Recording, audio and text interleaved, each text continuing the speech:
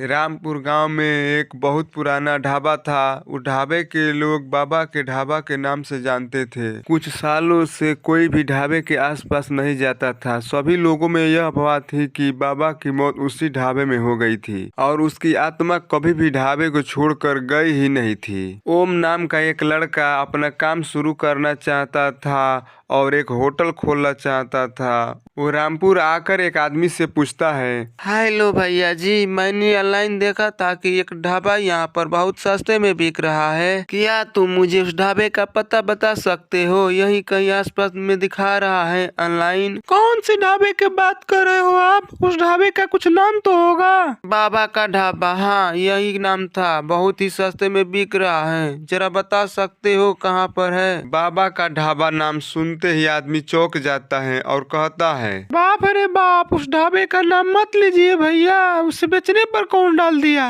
मुझे तो कोई मुफ्त में देगा तो अभी हम वहाँ नहीं जाएंगे। क्यों, ऐसी क्या बात है? मैं सोच रहा था कि इतनी अच्छी डील है तो अभी तक बिकी क्यों नहीं? मेरी मानो तो अभी वहाँ मत जाइए। वह ढाबा भूतिया है, वहाँ अजीब अजीब घटनाएं होती हैं। क्या आप भी कैसे बेकार के बातें कर रहे हैं? ये अंधविश्वास है। अच्छा है, मुझे इस वजह से मुझे वो बहुत सस्ते में मिल रहा है। ओम वहाँ से आगे बढ़ जाता है। किसी तरह इधर उधर पूछते पूछते बाबा के ढाबा पर पहुँच जाता है। उसके नीचे उस ढाबा वाले बाबा का बेटा मिलता है। उसका नाम आदित्य होता है। क्या आप भी बाबा के ढाबा के मालिक हो? यस, मैं ही हूँ। लाओ जल्दी से पैसे दे दो और इन पेपर पर साइन कर दो। अरे रुकिए भाई, इतनी जल्दी क्यों है? आप इतनी अच्छी जगह बने ढाबे को इतनी सस्ते में क्यों बिक रहे हो? तुम अपना काम से काम रखो। तुम्हें लेना है तो अभी ले लो। जितना देर करोगे उतना ही दाम बढ़ाता जाऊंगा। अच्छा अच्छा, ठीक है। आप तो बहुत गर्म मिजाज के लगते हो। ठीक है, डील फाइनल करते हैं। आज से ये ढाबा मेरा है। यहाँ पर तो ढाबा बहुत चलेगा। चलो मैं अंदर जाके देखता हूँ। ओम अंदर जाता है और घबरा जाता है। बाप रे बाप, ये ढाबा तो लगता है सालों से खुला ही नहीं है। बहुत ही ज्यादा गंदगी है। सफाई के लिए तो मजदूर बुलाना पड़ेगा। ओम कुछ मजदूरों को बुलाता है लेकिन वो बाबा के ढाबा नाम देखकर भाग जाते हैं। ओम बहुत परेशान हो जाता है। उसे कोई मजदूर नहीं मिल रहा था।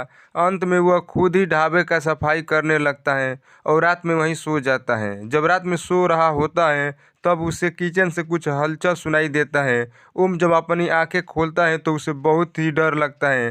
धीरे धीरे उठकर किचन की तरफ जाता है। वहां पर दीवार पर किसी का एक परछाई नजर दिखाई देती है। ओम बहुत डर जाता है और तुरंत लाइट जलाता है। ओ, मैं तो बहुत घबरा गया था। लोगों ने इतनी बातें मेरे मन में भर दी थी कि मुझे भरम होने लगा था। छोड़, मैं जाकर सो जाता हूँ। ओम सुबह उठकर खाना बनाने के लिए रसोइयों को ढूंढने जाता है लेकिन बाबा का ढाबा नाम सुनकर कोई भी आने के लिए तैयार नहीं था। उनकी परेशानियां बहुत बढ़ जाती हैं। अरे अब मैं क्या करूं? ये तो बड़ी परेशानी वाली बात है। ढाबे का नाम सुनते ही न जाने क्यों लोगों के होश उड़ जाते हैं। ओम सफाई करने के बाद खुद अकेले खाना बनाने लगता है। पहले दिन उसके ढाबे पर कोई नहीं आता है। ओम बहुत उदास हो जाता है और सो जाता है। अगले दिन फिर लगन से खाना बनाते हैं। उस दिन ढाबे पर दो लोग आते हैं। वो लोग नए होते हैं। वो लोग वहाँ के खाना खाकर बहुत खुश हो जाते हैं और अपने साथियों को कहते हैं कि वो इसी ढाबे का खाना खाएं। धीरे धीरे ओम का ढाबा चलने लगता है।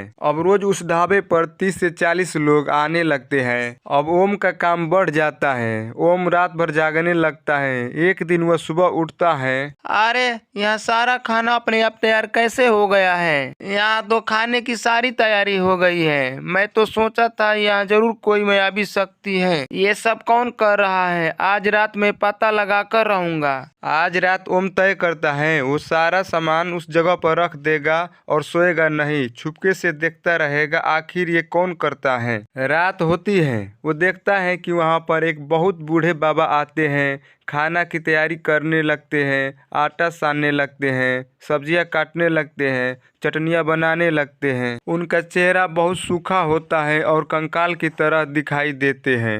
ओम उनके पास जाता है और पूछता है, बाबा आप कौन है? आप यहाँ पर काम चुपके क्यों कर रहे हो? आप मेरे सामने क्यों नहीं आते हो? आपके ये हाल कैसे हो गया है? आपको तो अच्छे से खाना पीना चाहिए। मेरी मृत्यु 12 साल पहले हो चुकी है। मैं इस बाबा के ढाबे के मालिक हूँ। आदित्य मेरे ही बेटा है। मैंने इस ढाबे को शुरू किया था और 25 साल तक मैंने इस ढाबे को चलाया था। मैं चाहता था हमेशा ये ढाबा चलता रहे। आदित्य से मैंने ये बात कही भी थी, पर वह एक बार विदा लेकर विदेश चला गया, फिर कभी लौट कर नहीं आया। वहाँ से कभी कोई संदेश और चिट्ठी, कभी कुछ भी नहीं भेजा। उसके बाद मैं बहुत अकेला पड़ गया। यहाँ पर मैं इस ढाबे को चलाता रहा और फिर मैं बहुत कमजोर होता गया और इसी तरह से इसी ढाबे की रसोई में मेरी मृत्यु हो गई। तब से मैं यहीं रहता हूँ। मैं कभी नहीं चाहता हूँ इस ढाबे का नाम बदले, इस पर कुछ और शुरू हो। जो भी लोग इसे खरीदने आते हैं वो या तो इसे तोड़ने की बातें करते हैं या किसी और चीज में बदलना चाहते हैं। इसीलिए मैं उन लोगों को खूब डरा देता हूँ और भगा देता हूँ। पर तुमने ऐसा नहीं किया बच्चा। तुमने मेरा नाम और पहचान नहीं मिटने दिया, इसलिए मैंने तुझे कुछ नहीं किया। मैं भी तुम्हारे काम में हाथ बढ़ाऊंगा ताकि मेरा ढाबा फिर से चल पड़े।